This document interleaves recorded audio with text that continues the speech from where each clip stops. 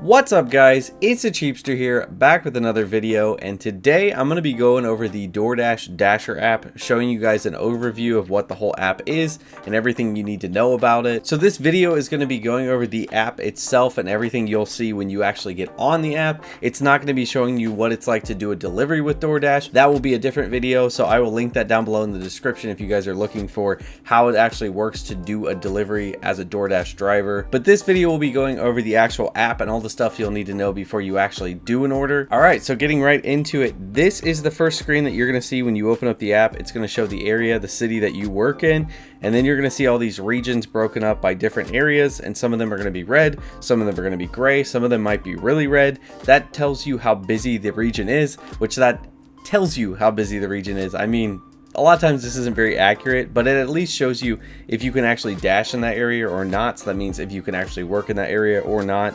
So right now in the area I'm in, it says I could dash now. Now I'm not a top dasher driver. I'll explain what that means later, but that means that I can't work in these gray areas. If I was a top dasher driver, you can work anywhere at any time. But because I'm not a top dasher driver, that means I'm stuck to the red ones. I can work in the red zones, and you can see I can dash in the zone that I'm in. If I click on the other one next to me, it says dash along the way because I'm supposed to drive over there and be in that zone to actually work there. But so let's go ahead and say that I was going to go ahead and dash now. It would pop up and say select your end time for SC Greenville, so I could go as far as I want to work. So I could work till 5 in the morning. That's kind of crazy. That's like that's a 12-hour day almost, so that's wild. But yeah, then you would click what you want to do. It's not huge on that if you want to like click later and then you end up quitting. I don't think there's any kind of punishment as far as I can tell for doing that. Maybe behind the scenes there could be something, but as far as I can tell, you can do that and then you can end earlier if you want to. But from here, also on this page, you're going to see promos. So that will show you what kind of promos are running. So these are bonuses that are added to each order.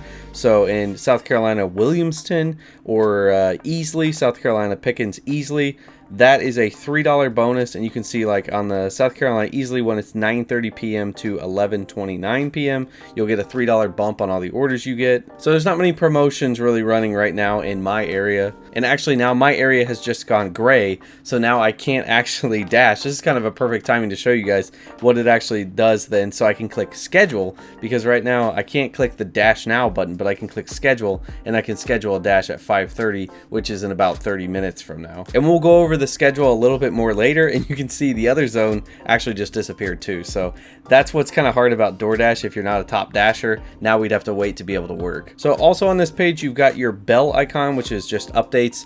Nothing there. They haven't updated anything apparently. And then your messages, which will be messages from people that you're doing delivery. So nothing there right now. And then this shield button is just something for if you feel unsafe. I guess they've got something for you to call ADT, or you can swipe to call 911, or you can just call 911 on your phone. But I guess it's nice to have that in case, you know, you just have very little time and you need to click something like that. And then of course the question mark button is just if you have any questions about all the stuff. That's what that's there for. All right, and the last thing I'll show you guys on this page is you can zoom out and you can see kind of all the areas in your state that you can work, because the way DoorDash works, you can work in other states, but you have to be in that state to be able to start working in that state. So I can't start working in North Carolina now, pick up a shift and then drive over there. You need to be in that state to say that you're going to be working in that state. But the nice thing is that the state is available, so I could drive over to, let's say, Columbia, and I could work there right now. Now, why would I do that? I don't know, but I could. This actually could be really good if you live in one area, but you go to school in another area or something where you want to work in a different place. All right, so moving on from this page, we'll go to schedule. So this will show you everything that's available in the regions around you. So I've got this set to show me a lot more regions than what you could do. If you hit the settings button, you can take things off and just show what regions you want to show. Also here you could select what kind of vehicle you have, which car is the only thing available for me right now in this area. But going back to the schedule, this is where you could click that pencil icon and you can add a schedule for whatever zone you want to do. And then if you clicked on schedule, it'll show you what schedules you have set for you to do. And then of course the different days up here, so you can see what your weekly schedule is. Now I will say here, for some people scheduling might be more important because your area might be really busy. As you can see on mine, I can't even really work now, except I guess I can work in this new area that just popped up. But it really does kind of change. It can be really tough to actually go on and dash because of how many other drivers there can be in your area. But I will say that I rarely ever use schedules. I pretty much dash at the times that it's busy anyway, and then I just say when I want to work until. So don't get too caught up into that, because if you live in a decent sized city, you're probably not really going to be doing a bunch with the schedules. All right, so moving on from there, from the schedule to the account tab, this is where you can see things like your profile. So this shows all your information, which I'll have to blur some of this out here, about you, your profile, all your info and all that kind of stuff. Then you can hit vehicles. That shows what kind of vehicles you have. And I think that this is kind of important to make sure that you actually do have the vehicle set that you're going to be driving, because DoorDash does offer some type of insurance for when you're actually doing the order. So I think that's why you need to have your vehicle set, because if you get into an accident and the claim goes back on them, they need to know exactly what vehicle you were driving and actually have it match up to probably what is on this page here. So then the next thing, the settings in the account tab, this is where you can do things like your mapping service. So I have it set on in-app navigation with Google Maps, which is really nice because it just pulls up Google Maps in the app. It doesn't actually take you out of the app, which that can be really cool. But you might want to do Google Maps, or you might want to do Apple Maps or something like that. So you can decide that stuff, or you can do Waze if you've got that installed. It's grayed out for me because I don't have it on my phone. And then down here you can see promotional push notifications. Now those will get really annoying. They will send you notifications all the time saying, go work, you need to work right now, it's busy. And you might want to turn that off because it could get kind of annoying, but it is nice to see sometimes if you're kind of waiting on those busy times, or when the Dash Now button is probably going to be available when you get those. You could leave that on or off depending upon what you want. And then delivery preferences, where it says cash on delivery. That's a new system. I kind of won't get into that much, but that's where people can actually pay for their orders with cash when you drop the order off. Gets a little complicated, and that's why you have the choice if you want to do it or not. I have it set on, but I've never actually dealt with it, so I couldn't say exactly how that goes, but I'd have it on just because that's more orders than that are possible to be able to take. And then if you go up here to manage account, that just shows you things like requesting your account data, which I don't really know why you'd want that, or deleting your account. Don't click that button. That could be a big mistake. All right, and from there to the ratings. This is not a hugely important thing on DoorDash. As long as you're doing a decent job, you're not going to get kicked off, and none of this stuff really matters too much unless you want to be a top dasher. But you can see here it shows you your information, so your customer rating. So I got a 4.9. That's pretty good, because customers can be pretty difficult on you sometimes. Then my acceptance rate's 28%, which is actually quite a bit higher than it usually is. Sometimes that number is like 5 to 10%, just because DoorDash sends you so many like low orders, like $3 and stuff like that. Then your completion rate, so that's how many times you've accepted an order and actually completed it. So I have a 100% completion rate. I actually literally had a nightmare last night about doing a DoorDash order where something was coming up and my phone was dying and I wasn't able to complete it. And I was like, my completion rate's gonna be ruined. It's really weird. I just thought of that while I was doing this. But the next thing is your on time or early, 87% for that for me, which that can be really hard to control because there could be traffic. You could have to wait for orders. That stuff doesn't matter too much. And then your lifetime delivery. So mine's 268, which are rookie numbers, but that's because I mostly worked Grubhub for the years that I was a delivery driver, and now I just started working DoorDash a lot more. So also here with these arrows, like the on time or early, you can click it and it will tell you what it thinks of your rating. So that's just what that is there for those. Except for the customer rating, you might want to go into that because that will actually show you a breakdown of the ratings that you've received. So you can see I've got a 4.9 star rating, and a dasher needs to be a 4.7 or above to be considered a top dasher. Now that doesn't mean I'm a top dasher because you have to meet other requirements and stuff, and a lot of that is like acceptance rate requirements, which I don't do. I don't recommend that to people either, because trying to be a top dasher, I think you're gonna have to accept a lot worse orders than it's worth to get there. But anyway, you can see your breakdown here of I've gotten 59 5 stars, 1 3 star, and 1 1 star, which I'm pretty sure I know what that order was, and it was like, I don't know why the person seemed like they had a problem with me. I think the order was really late, and I had no idea, so they were mad at me, so they just gave me a 1 star. But it also says here, 0 rating is excluded, because they are supposed to take ratings off that are unfair to you if stuff was late. But obviously that doesn't always work, because I think that one was that way, but it didn't get taken off. But it doesn't really matter because I've got a 4.9, and the only thing that really matters here, like you'll see at the bottom here, is the deactivation policy.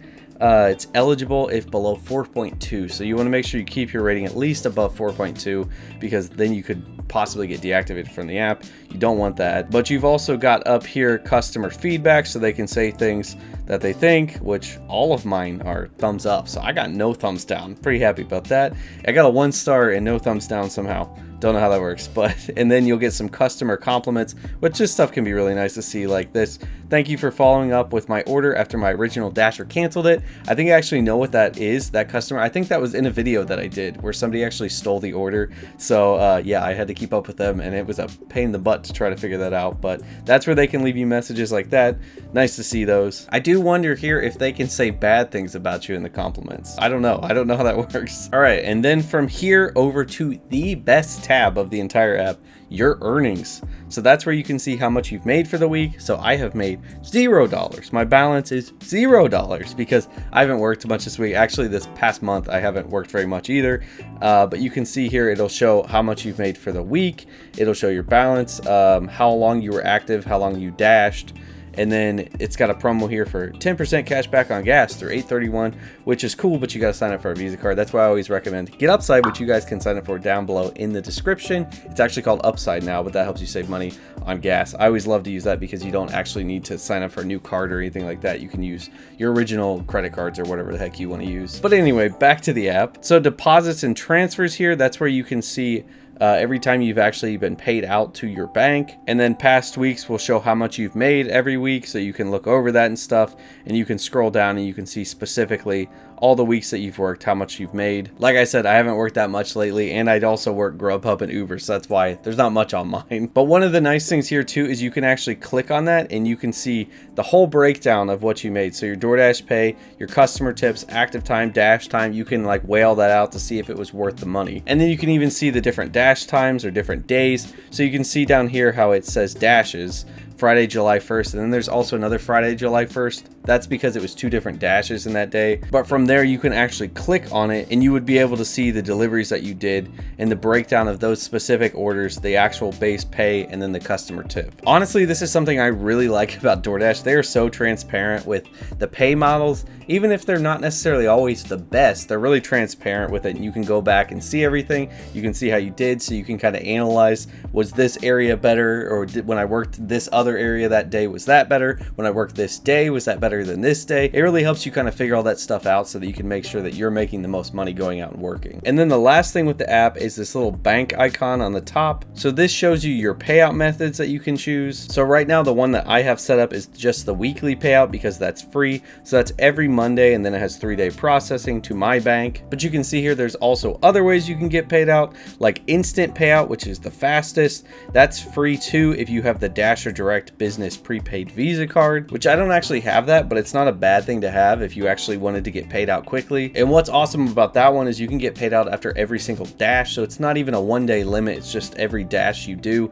you can get paid out for that full amount you dashed. And then below that, you can see there's actually a fast pay that you can set up on your debit card, which has a daily payout limit, and that's a $1.99 fee. So I don't recommend that because you're just going to spend $1.99 to get paid out unless you really need it, but then you might as well just sign up for the Dasher Direct Business prepaid Visa card so that you can have that. But it is nice that they have these options for you that you can choose from. And that is pretty much it. That is the DoorDash Dasher app. You guys now know everything there is to know about the app, at least currently. They do update it and stuff, so if it gets very different, I will do a new one of these videos down the road. And like I said, there is some differences when you actually get a shift and you're working and you're taking orders and stuff. There's some more stuff to know about the app with that, so you guys can check out that video down below in the description. I'll have that linked when I get that done. But hopefully this video was helpful to help you guys understand the app and not feel overwhelmed. I know when you get into a new app, a lot of times it can be kind of overwhelming to feel like there's so many things you need to know. But I will say DoorDash is actually a pretty streamlined, pretty straightforward app. I really do like the flow of it, so you're not gonna have too much trouble using it. But thank you guys so much for watching the video. If you guys have any other questions about the app, feel free to let me know in the comments. I'll try to answer them as best as I can. If you guys like the video, remember to do the cheapest thing you can today. Tap that like button and also subscribe to the channel for more stuff like this. And I will see you guys in the next video. And remember, stay cheap.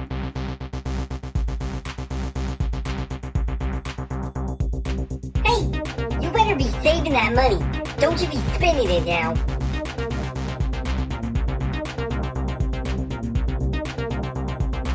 You're still here watching this? You might as well just subscribe. Why would you not at this point?